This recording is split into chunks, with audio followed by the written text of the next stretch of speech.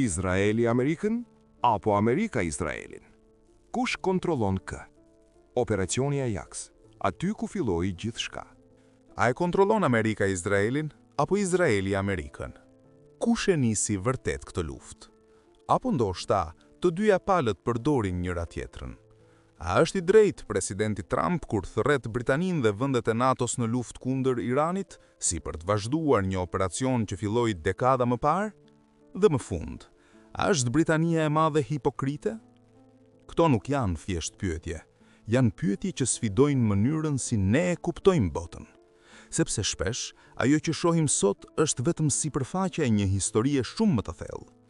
Dhe për ta kuptuar atë, duhet të ktheheni pas, në vitin 1953.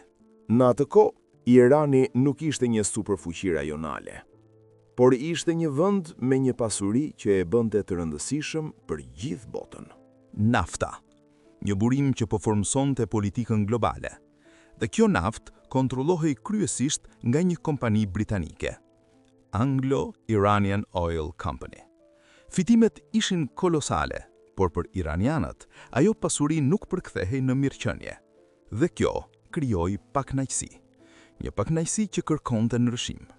Dhe ky ndryshim erdhi me një njeri, Mohammad Mossadegh, një lider demokratik, një nacionalist, një figurë që besonte se një vend duhet të kontrollojë vetë burimet e tij. Ai kishte studiuar në Evropë dhe ishte kthyer me ide moderne. I zgjedhur demokratikisht nga populli iranian, ai nuk ishte një revolucionar i dhunshëm, ishte një jurist, një reformist, një njeri i institucioneve. Dhe ai mori një vendim që do të trondiste rendin ndërkombëtar. Ai shtetëzoi naftën. Për iranianët, ky ishte një moment krenarie, një akt sovraniteti, por për Britaninë ishte një kërcënim i drejt për drejt. Sepse kjo nuk ishte vetëm për ekonomi, ishte për kontrollin e një rajoni strategjik.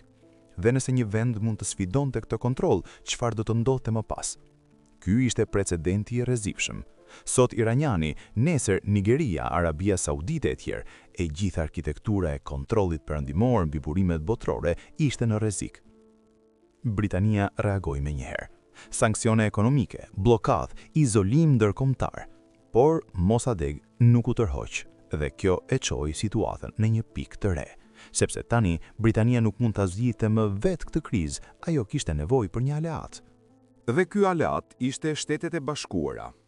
Në fillim, SBA ishte kujdesshme, por ishte epoka e luftës së ftohtë, një botë e ndarë në dy kampe, dhe çdo vend që dukej i pavarur mund të shihej si një rrezik potencial.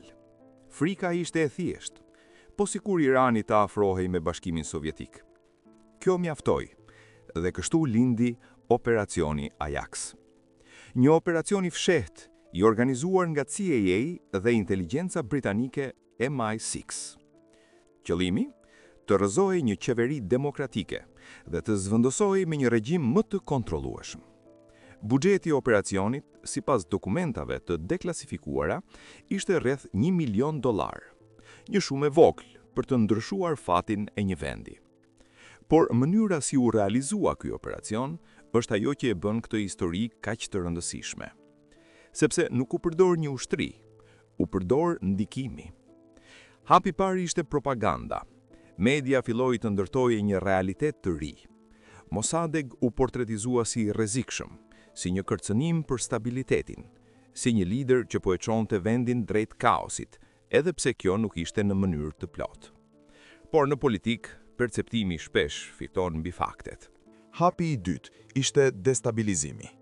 Protesta u organizuan, turma u financuan, dhuna u nxit qëllimisht, qyteti filloi të dukej në krizë, dhe kur një vend duket i paqëndrueshëm, ndërhyrja fillon të duket e justifikuar. Hapi i tretë ishte ushtria. Figura kyçe u ndikuan, disa u binden, disa u korruptuan, dhe në fund sistemi u rrëzua nga brenda.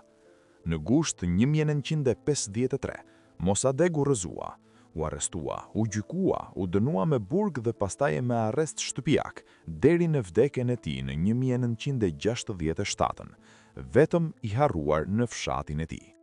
Dhe në vend të tij u vendos Shahu Mohammed Reza Pahlavi, një lider që ishte shumë i afërt me interesat perëndimore.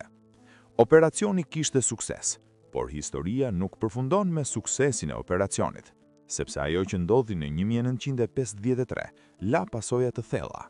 Për shumë iranian, kjo ishte prova që demokracia e tyre u shkatërrua nga jashtë, se vendi i tyre nuk ishte i lirë të vendoste për veten. Dhe kjo ndjenjë nuk u zhduk. Ajo u rrit, u thellua, dhe në vitin 1979 shpërtheu. Revolucioni Islamik. Dhe këtu historia bëhet më interesante, sepse ajo që ndodhi në vitin 1953 nuk ishte vetëm një ndërhyrje politike, ishte krijimi i një modeli, një mënyrë se si fuqia ushtrohet pa u parë, një mënyrë se si një vend mund të ndryshojë drejtimin e një tjetri pa hyrë kurrë zyrtarisht në luftë. Dhe kur e sheh këtë model, fillon të kuptosh diçka, se ndoshta ajo që po shohim sot nuk është diçka e re, por një version më modern i të njëjtës logjike. Sot nuk kemi më operacione që mbahen plotësisht sekrete, por kemi narrativa që ndërtohen publikisht, presione që ushtrohen hapur, aleanca që veprojnë në mënyrë të koordinuar. Dhe pikërisht këtu lind dilema, jo si pyetje teorike, por si realitet. Në marrëdhënien mes Shteteve të Bashkuara dhe Izraelit, nuk kemi një strukturë të thjeshtë kontrolli. Nuk është një sistem ku njëna palë urdhëron dhe tjetra bindet. Ajo që shohim është një marrëdhënie shumë më komplekse. Një balancë interesash. Nga njëra anë, SBA ka e përsi të qartë, fuqia ushtarake, mbështetja financiare, kapaciteti global. Por nga ana tjetër, Izraeli nuk është një aktor pasiv. Ai ka një rol strategjik të pasvendësueshëm në rajon. Një rol që i jep ndikim real mbi vendimmarrje. Pra, nuk kemi një kontroll të pastër. Kemi një ndërvarësi, ku të dyja palët ndikojnë njëra tjetrën dhe në shumë raste veprojnë si një sistem i vetëm. Dhe kjo na ndihmon të kuptojmë diçka tjetër. Konfliktet moderne nuk fillojnë në një moment të vetëm. Ato nuk kanë një fillim të pastër. Ato ndërtohen ngadalë, përmes dekadave, përmes vendimeve që duken të vogla, por që krijojnë pasoja të mëdha. Operacioni Ajax ishte një nga këto momente. Jo sepse ishte një ngjarje e vetme, por sepse ndryshoi mënyrën si Irani e sheh botën dhe mënyrën si bota e trajton Iranin. Dhe kur një marrëdhënie ndërtohet me mosbesim, çdo konflikt i ardhshëm bëhet më i mundshëm. Sot, kur shohim për shkallëzim, nuk po shohim një fillim, po shohim një vazhdim. Një vazhdim të një historie që ka kaluar në përforma të ndryshme. Nga operacione të fshehta, në përplasje të hapura. Dhe në këtë kontekst, deklaratat politike marrin një kuptim tjetër. Thirrjet për aleanca, Për përfshirje ndërkombëtare, për ndërhyrje strategjike, nuk janë më thjesht reagime ndaj një situate. Janë pjesë e një logjike më të vjetër, një logjik që ka ekzistuar për dekada. Dhe kjo na çon tek një tjetër dimension. Roli i Britanisë, një vend që dikur ishte në qendër të kësaj historie, që jo vetëm ndërhyri, por e nisi gjithë procesin.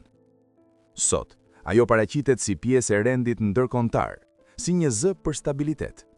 Dhe këtu lind kontrasti, sepse historia nuk zhduket, ajo mbetet, edhe kur narrativat ndryshojnë. Dhe kjo nuk është thjesht një çështje hipokrizie, është një çështje mënyre funksionimi. faleminderit që ishit me ne në këtë udhtim historik. Për më shumë kontent intelektual, mos harroni të bëni subscribe. Shihemi në episodin e radhës.